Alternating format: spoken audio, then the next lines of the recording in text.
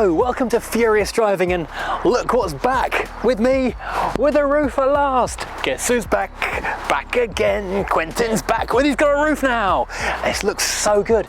People were really second guessing whether I'd made the right choice putting a red roof on this car. But I knew a silver car with a red roof was gonna look fantastic. Even though it's not standard from new, I was so confident this is gonna look good. And I got a text from the trimmer just a couple of days ago saying it's done and it looks amazing. And even the trimmer had been unsure this is gonna work. But even the trimmer was impressed. So I feel happy and I feel vindicated in a way that I made the right choice. This has not been a cheap exercise putting this roof on this car, but I think it has really finished it off in a fantastic way.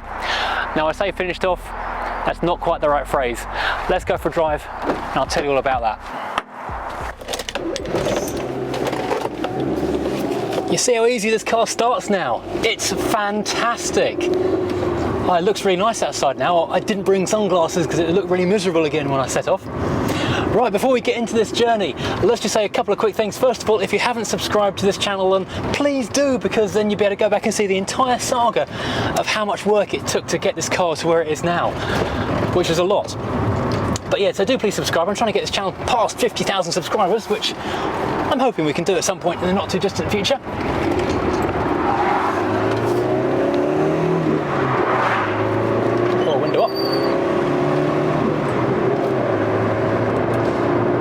And I am wearing a T-shelf t-shirt in honour of the fact that this car ironically no longer has a T-shelf in the facelifted Rover R8s.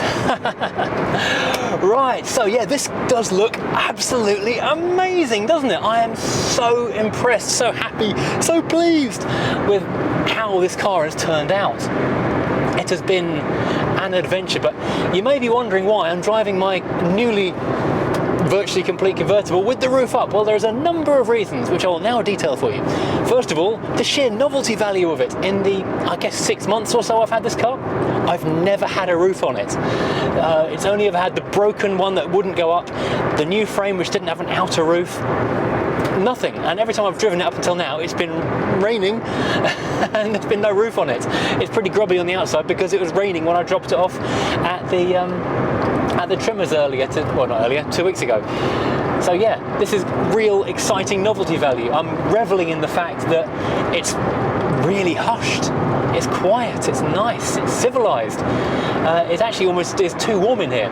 This is a really good roof. The mechanisms are complicated as hell and just stupid. The trimmer did say how ridiculously fragile they are, and how they rust and how they rot and all kinds of other things. But the roof itself, it's the nice headlining we've got here. There's an interliner which goes in between the layers of fabric, and there's the outer liner, which is what we just had put on because there's no outside seal, no sealing effectively on this car until now. And then in addition to that, the guys at it's Car Hood Warehouse in Sevenoaks who did the work, I should mention that, they did a really good job. They added some extra padding in there so that the metal framework wouldn't damage or mark the outer vinyl of the roof. So it's a really thick, nice, warm roof. It's probably the most watertight of all my retro cars now, ironically. Secondly, I'm not really a massive open-top car fan, so even if I do have a convertible, I tend not to drive with the roof off anyhow, so they're kind of wasted on me. And thirdly, there's something I didn't realise about this. I knew obviously in cold weather you need to be cautious with vinyl-roofed rear windows, but apparently these ones are particularly vulnerable. So if it's below 10 degrees centigrade, you need to not be putting these roofs down because it will crease or crack that back window. And that window, oh, it's beautiful. I was going to say it's like glass. It's like it's not there virtually. So often you see a 20 or 30-year-old convertible, that rear window is just an opaque mess, and that being brand new, it's beautiful. It's absolutely delightful. So yeah, this roof. So yes, this roof is absolutely amazing. I got the actual outer part of it and the back window section from a company in Wales. They make it to order. You tell them what kind of car you got and what colour you want, and also what material, whether you want mohair or if you want, in this case, vinyl, which is a little bit cheaper. They then make it to order, and then you either fit it yourself or you take it to a trimmer to fit. I was really seriously thinking of doing it myself. I did speak to Chris, who I got the roof frame from, about doing it, and he taught me through how to do it. And I just thought, you know what, this looks fraught with disaster. And I spoke to my friend Mark, who is a car trimmer, and he did the interior on my Rover 2000, and really good work. And he actually said this particular roof, it's kind of tricky. You basically want to be using someone who's done it before and has got at least one other pair of hands with it, because it's the kind of thing you need 2, maybe 3 people tensioning it in different directions and everyone knowing what they're doing. So that's why he recommended Car Hard Warehouse in Sevenoaks, who, when I rung them up and explained what I wanted doing, they went, oh yeah, gosh, Rover 200 convertible. We used to do them all the time, but haven't seen one in absolutely ages. That's because there's only about 30 of them left, it turns out. So I took the car over to him. He then pointed out that I was missing a couple of side brackets, which I then managed to find online. I think you may have seen, if you've been following the channel for a while. One was on Rimmers. Apparently they only have had left-hand ones in stock for about 20 years now, and then refurbished from Chris, the same guy who I got the roof frame from. He had one of them ready to go, so that was all right. Then they started the work, and then they found there was another panel missing. It's like a bracing bar which fits up in the top back corner of the hood, and they said, could I find one of those? If this was TV, so suddenly the entire project was thrown into doubt. If this was a TV show, we would have been, you know, going the full-on drama, head in hands, slamming phones, in cutaways to searching on the internet, making it into a real drama, into a crisis. As it was, I just emailed Chris I bought the other bits from and said, have you got one? And he said yes. 2 days later it was here. So it turned out something that could actually have been a real disaster, because it's not available new anymore, was actually not really a problem at all. And so I took the part around that. I'll show you my my visit midway through, and I thought I could maybe go and have a look at the car in progress.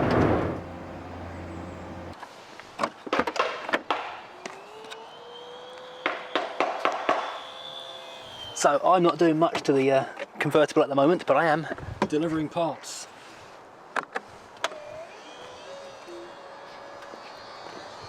So here we are with a random bit of stick and Nick. Lovely, thanks Matt. Thank you. Well, can you show us where that goes in the car? I'll leave you in. Oh, of course not. No. I'm so sorry about that. Oh, okay, if we look over there, it goes under that red bit. So yeah, obviously because of COVID I wasn't allowed in, so that was a shame. But yeah, we got to see the car partly done, and now it is done. So the car is now completely finished. No, it's not. It's not completely finished at all. That's actually a fair amount more to do. Obviously, there's the red wing, which kind of gives Quentin his character. If I was keeping the car, I might be tempted to leave that ring red. That ring red. I can't talk.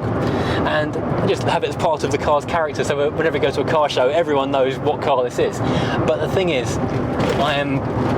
I'm going to sell Quentin. Sorry, Quentin. You need to hear it from me at some point. Quentin will be for sale, so it needs to be for sale. And the thing is, this hood looks so good now that the rest of the paintwork just looks really quite shabby. I was always going to do the front end of the car as a complete paint job anyhow, because as you look at the bonnet, you can see it's been painted previously and it's not lasted that well. Also, the front wing on the passenger side has gone a bit meh too. So that needs doing as well. And then if you're doing those 2 or 3 bits, then you need the bumper doing too, which is also looks like it's been painted in the past, and that's flaking off. So the whole front end needs doing. But then you look at the doors, and there's a little bit of flaking lacquer on that one. There's a few marks on that one. Then on the back wing on that side, there is some sort of surface rust, which I've given a light sand to and put some hammerite over to stop it getting into bad rust. Oh, and then the boot. You can see where there's been a tarpaulin tied over the top of it for many years, because that's rubbed the edge of the boot lid. So ultimately, if you're going to do that one wing, you kind of need to do the entire car.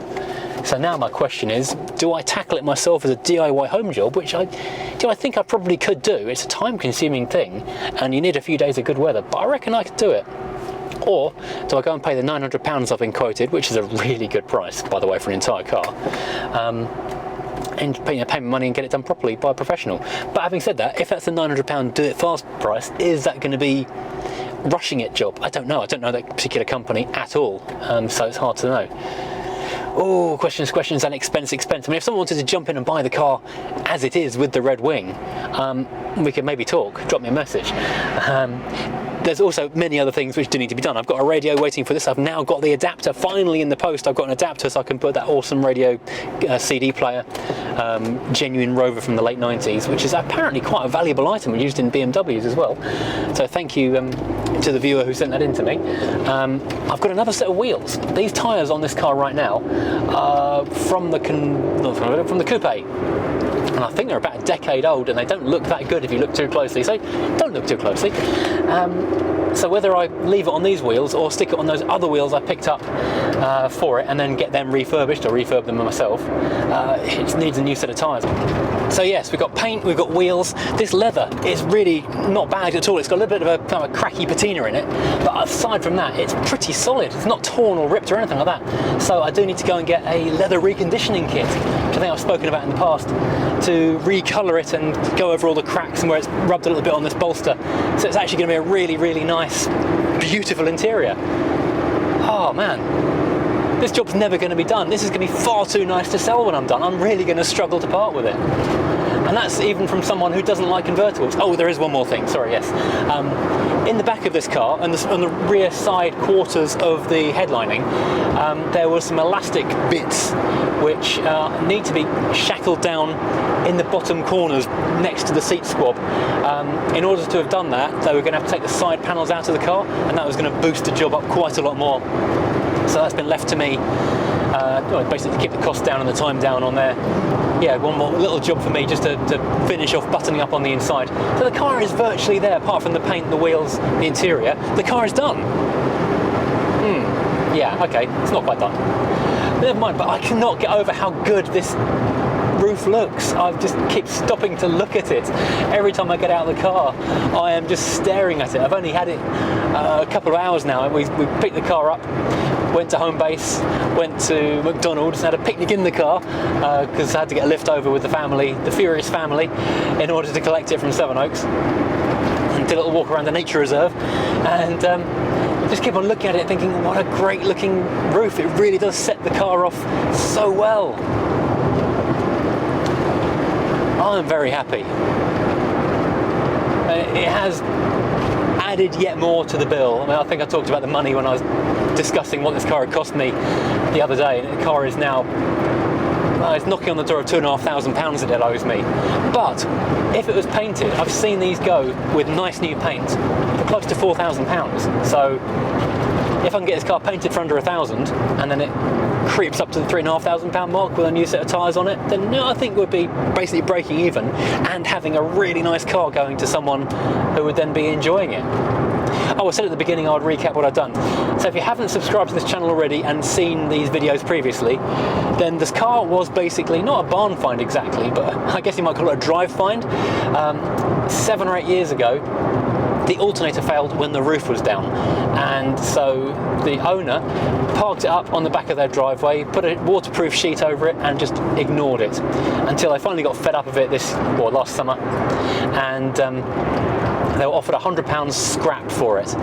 So their son then said, look, that car's too nice to scrap. I know someone on YouTube who likes Rovers, and basically said if I can take the car away for £100 and have a go at fixing it, then it's better than it going to scrap, which it absolutely is. So I've been taking it and trying to fix it ever since. And so first of all, we didn't start it immediately. We did a full service on it. We changed the cam belt, we changed the alternator, and that was a major, major epic disaster movie, frankly, which took several days, and I ended up having to get a friend in who's a mobile mechanic to give me a hand because so many bolts had seized up, and it took quite an effort to get the thing freed off and done. But that was happened. Then it ran, so fresh coolant, fresh oil, yeah, full service on the thing. Everything done. And we're about to be overtaken or pulled past by a beautiful Alpha 156 and an Alpha 147. That is awesome. That is nice.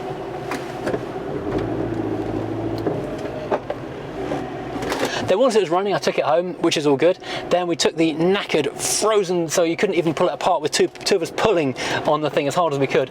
Could not get the old hood frame to budge. So that went in the skip. Nitro Sylvia helped me with that one. Thanks, Nitro Sylvia.